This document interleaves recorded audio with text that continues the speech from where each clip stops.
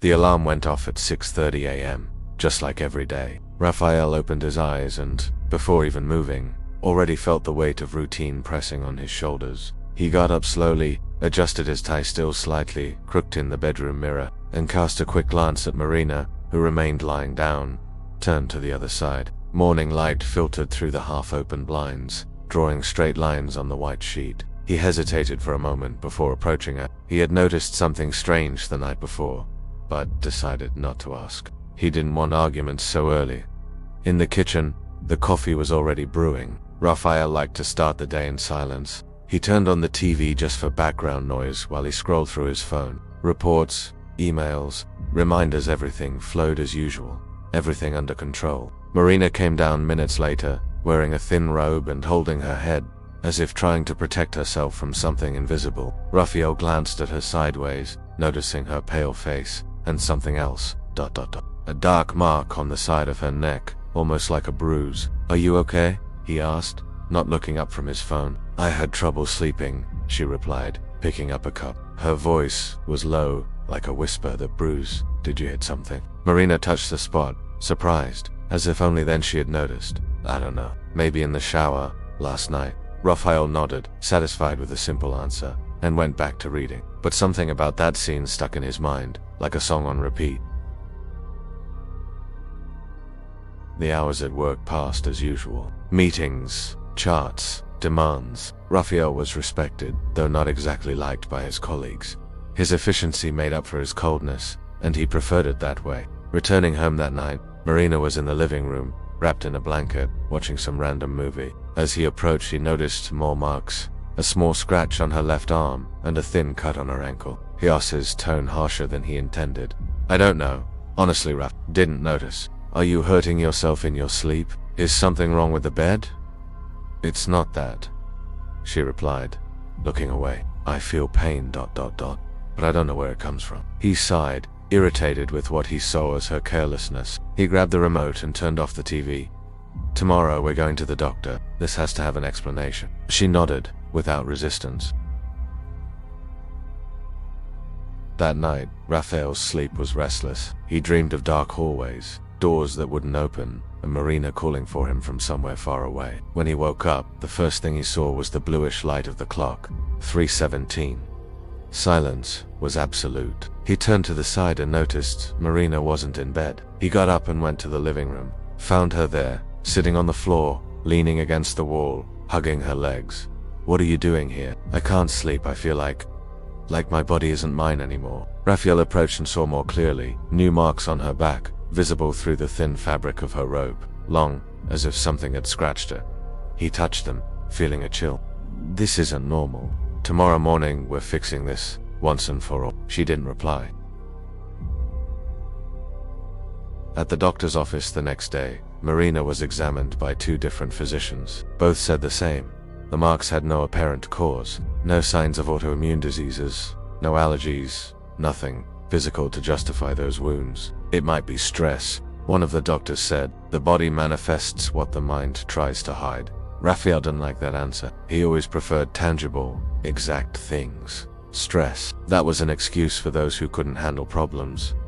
On the way home, silence was constant. Marina looked out the window, hands on her lap, where new marks were beginning to appear, almost imperceptible. Raphael gripped the steering wheel, trying to control his anger not at her, but at the situation slipping from his control. That night, during dinner, Marina spoke suddenly. "What if it's not physical? What if it's emotional?" "Don't start, Marina. That's in your head. You're letting this get to you." "I'm not imagining the pain, Raphael. It's real." He dropped his silverware with force. "What do you want me to do? Bring a priest? Call a medium?" She fell silent, eyes lowered. The conversation ended there, but the marks didn't. Raphael had always believed that problems had solutions. You just needed to be rational, direct. That's why, in the following days, he scheduled a series of exams and appointments for Marina, determined to find the cause of those marks. She obeyed, in silence, without arguing. "We're going to fix this, Marina. There's no way this doesn't have an explanation. And what if ... there isn't one?" she whispered. As they waited in yet another specialist's office, Raphael didn't reply. The next doctor suggested therapy. He spoke about somatization, about emotional traumas manifesting physically. Raphael thanked him coldly, and as they left, he vented, "They're calling you crazy, and you accept that." Marina said nothing. She just held her arm, where another bruise was forming. At home, Raphael became obsessed. He checked mattresses, pillows, clothes, installed cameras in the bedroom, convinced something was happening during the night. He watched the footage for hours. Nothing. Just Marina sleeping, restless, tossing and turning. And in the morning, the marks deeper each time. Whenever she complained of pain, he pressured her. "You need to control yourself, Marina. This is you hurting yourself. I don't want to hurt myself, ... Then stop it." He didn't realize, but every word left invisible scars. Silence had become a constant in that house. Raphael had always appreciated the absence of noise, believing silence meant order. But now, that silence held something strange, as if it hid whispers he couldn't hear but could feel. The walls, once white, seemed more faded, as if they absorbed light. Marina spent her days quiet, reading, or just staring out the window. The marks on her body increased slowly, almost like a drawing completing itself, and Raphael tried not to look for too long. He started noticing the apartment reacting to them. Sometimes, passing by a mirror, he'd catch a movement that didn't match his own, a different expression, a gaze that wasn't his, or maybe it was showing what he didn't want to see. One night, entering the bathroom, something made him freeze. The mirror above the sink showed Marina standing behind him, but when he turned, no one was there. A cold chill ran through him and he left, trying to rationalize it. The next days were marked by small distortions. The TV turned on by itself, always on static-filled channels. Lights flickered without reason. Shadows in the corners seemed to stretch when he wasn't looking directly at them. Raphael tried to maintain control. He was rational, always had been, but this reality defied logic. That afternoon, Marina appeared with a deep cut on her thigh. "How did this happen?" he asked, trying not to panic. She looked at him with a blank expression. "I think it was you, ... Me." He stepped back, horrified. I could never do that. "Not with your hands," she said softly, "but your words hurt more." Raphael felt something break inside him. For the first time, he had no response. What began as occasional dreams turned into real nightmares Raphael could barely distinguish from reality. He slept poorly, and when sleep finally came, he was dragged into terrible visions. He saw Marina trapped in a windowless room, screaming for help, and he saw himself standing before her, inert, silent, watching the pain without lifting a finger. He woke up with his heart racing, drenched in sweat, but the room felt icy cold. The marks on Marina worsened, and now, even awake, Raphael began to see things. In the reflection of windows, he saw Marina, covered in wounds, even when she looked better in direct light. On her back, strange shapes like hands seemed imprinted on her skin. He tried to touch them, understand, but Raphael ... "Why don't you listen to me? I'm trying, but none of this makes sense. It always has. You just chose not to see." One day, Raphael saw himself in the hallway mirror. There was something in his eyes. Anger, guilt, he couldn't name. He tried convincing himself it was just exhaustion, but the image didn't fade. Marina barely spoke now. Her words became short, as if afraid to provoke something. And he, unknowingly, walked heavier, darker, as if the whole apartment was made of glass, ready to shatter. One gray morning, Raphael found the diary. He was looking for documents in the bedroom closet when a box fell, revealing a worn-out blue notebook. He hesitated before opening it, but curiosity won. On the first page, Marina's name, written in delicate handwriting. The first lines were soft, describing small, happy moments. The day they moved in, the feeling of freedom, the plans. But as he flipped through, the tone changed. Asterisk. Today Raphael came home late. He said he was tired, that he needed space. I waited ... But maybe he's right. I need to stop waiting. Asterisk. He doesn't listen to me. When I talk, he responds with numbers, solutions, and calls me too sensitive. Maybe I am, but it hurts, and I don't know how to keep this inside anymore. Asterisk. Each page was an open wound. Raphael read, hands trembling. The words that revealed a Marina he never saw pretended not to. On the last page, a confession. Asterisk. Sometimes, I think the pain I feel isn't of this world. It's made of everything I never said, everything I kept silent.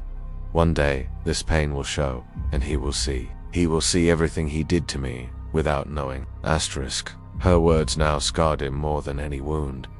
The first mark appeared on Raphael's right shoulder, a thin, red line, but painful. He thought it was just a minor injury, something random. But the next day, another appeared across his abdomen. The pains Marina described, he now felt them. He tried to hide it, but every time he looked in the mirror, something new had surfaced. Scratches, bruises, small burns that stung without reason. And then he understood the scars were a reflection of himself.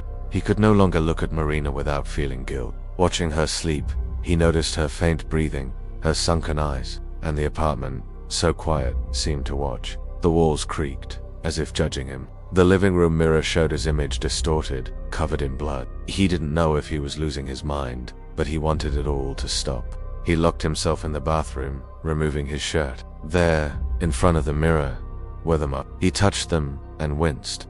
Each one seemed to pulse with his heartbeats. Marina stood silently at the door. "You feel it too now, don't you?" He didn't answer. His eyes filled with tears, and for the first time, he felt what she had felt for so long.